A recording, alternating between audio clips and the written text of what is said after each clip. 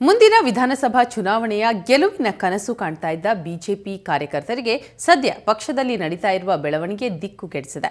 ಮೇಲ್ನೋಟಕ್ಕೆ ಯಡಿಯೂರಪ್ಪ ಮತ್ತು ಈಶ್ವರಪ್ಪ ನಡುವಿನ ಫೈಟ್ ಎಂಬಂತೆ ಕಾಣ್ತಾ ಇದ್ರೂ ಬಣ ರಾಜಕಾರಣ ಭರ್ಜರಿಯಾಗಿ ಕೆಲಸ ಮಾಡ್ತಾ ಇದೆ. ಬಿಜೆಪಿಯಲ್ಲಿ ಈಶ್ವರಪ್ಪ ವರ್ಸಸ್ ಯಡಿಯೂರಪ್ಪ. ಈಶ್ವರಪ್ಪ ಬಂಡಾಯಕ್ಕೆ ಬಿಎಸ್ವೈ ಬಳಿ ಪರಿಹಾರವಿದೆಯಾ? ಈಶ್ವರಪ್ಪ ಹಿಂದಿರೋ ಯಡಿಯೂರಪ್ಪ ವಿರೋಧಿಗಳು ಯಾರು?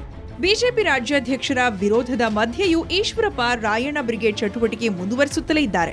ಸಾಲದಕ್ಕೆ ನಿನ್ನೆ ಬೆಂಗಳೂರಿನಲ್ಲೇ ರಾಯಣ್ಣ ಬ್ರಿಗೇಡ್ ಸಭೆ ನಡೆಸಿದ ಈಶ್ವರಪ್ಪ ತಮ್ಮ ನಿಲುವನ್ನು ಸ್ಪಷ್ಟವಾಗಿ ಪಕ್ಷಕ್ಕೆ ತಲುಪಿಸಿದ್ದಾರೆ.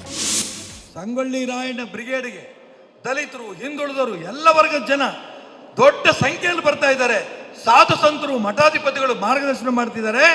ಸಂಗೊಳ್ಳಿ ರಾಯಣ್ಣ ಬ್ರಿಗೇಡ್ ಮುಂದುವರಿಸಬೇಕು ಅಂತ ಅಂದಾಗ ಹಿರಿಯರು ಯಡಿಯೂರಪ್ಪನವ್ರಿಗೆ ಹೇಳಿದ್ರು, ನನಗೂ ಹೇಳಿದ್ರು, ಸಂಗೊಳ್ಳಿ ರಾಯಣ್ಣ ಬ್ರಿಗೇಡ್ ನಿಲ್ಲಿಸೋದು ಅವಶ್ಯಕತೆ ಇಲ್ಲ, ಮಠಾಧಿಪತಿಗಳ ನೇತೃತ್ವದಲ್ಲಿ ಮುಂದುವರಿಸಿ ಹೇಳಿ. ಯಡಿಯೂರಪ್ಪನವ್ರು ಇಲ್ಲ ಅಂತ ಹೇಳಿ.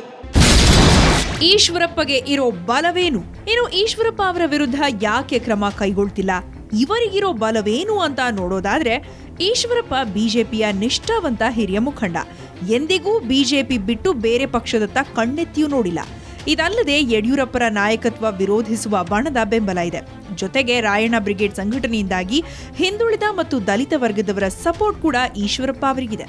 ಇದೇ ಕಾರಣಕ್ಕೆ ಹೈಕಮಾಂಡ್ ಆಗಲಿ ಯಡಿಯೂರಪ್ಪ ಆಗಲಿ ಈಶ್ವರಪ್ಪ ವಿರುದ್ಧ ಕ್ರಮ ಕೈಗೊಳ್ಳೋಕೆ ಸಾಧ್ಯವಾಗ್ತಿಲ್ಲ. ಅಷ್ಟೇ ಅಲ್ಲ, ಯಡಿಯೂರಪ್ಪ ಕ್ರಮ ಕೈಗೊಳ್ಳದಿರೋದಕ್ಕೆ ಇನ್ನೂ ಕೆಲ ಕಾರಣಗಳಿವೆ. ಯಡಿಯೂರಪ್ಪ ಸುಮ್ಮನಿದ್ದಿದ್ಯಾಕೆ? ಯಡಿಯೂರಪ್ಪ ಒಂದು ಪಕ್ಷ ಬಿಟ್ಟು ಹೋಗಿ ವಾಪಸ್ ಬಂದವರು, ಜೊತೆಗೆ ಜೈಲಿಗೆ ಕೂಡ ಹೋಗಿ ಬಂದಿದ್ದಾರೆ ಬಿಎಸ್ವೈ. ಹೀಗಾಗಿ ಇಂಥ ಕಳಂಕಗಳಿಲ್ಲದ ಈಶ್ವರಪ್ಪ ವಿರುದ್ಧ ಯಡಿಯೂರಪ್ಪ ಖಡಕ್ ನಿರ್ಧಾರ ಕೈಗೊಳ್ಳುವ ಪರಿಸ್ಥಿತಿಯಲ್ಲಿಲ್ಲ.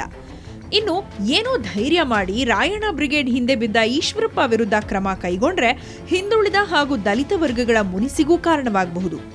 ಇನ್ನು ರಾಜ್ಯ ಬಿಜೆಪಿ ಬಿಕ್ಕಟ್ಟು ಪರಿಹರಿಸಲು ರಾಜ್ಯಾಧ್ಯಕ್ಷರಾಗಿ ಯಡಿಯೂರಪ್ಪನವರಿಗೆ ಪೂರ್ಣ ಸ್ವಾತಂತ್ರ್ಯ ಇಲ್ಲ. ಇತ್ತ ಪಂಚ ರಾಜ್ಯಗಳ ಚುನಾವಣೆಯಲ್ಲಿ ಹೈಕಮಾಂಡ್ ಬ್ಯುಸಿಯಾಗಿದ್ದು ಕರ್ನಾಟಕದತ್ತ ತಲೆಕೆಡಿಸಿಕೊಳ್ಳೋಕೆ ಸಮಯವಿಲ್ಲ.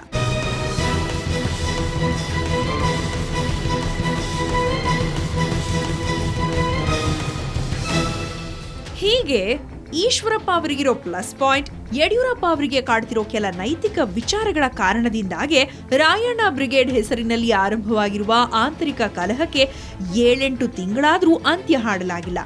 ಚುನಾವಣೆಗೆ 1.5 ವರ್ಷಗಳಿರುವ ಈ ಹೊತ್ತಲ್ಲಿನ ಪಕ್ಷದ ಆಂತರಿಕ ಬೆಳವಣಿಗೆ ಪಕ್ಷದ ಕಾರ್ಯಕರ್ತರು ಆಸಕ್ತಿ ಕಳೆದುಕೊಳ್ಳುವಂತೆ ಮಾಡಿದೆ. ಕಿರಣ್ ಹನಿಯಡ್ಕ, ಪೊಲಿಟಿಕಲ್ ಬ್ಯೂರೋ, ಸುವರ್ಣ ನ್ಯೂಸ್.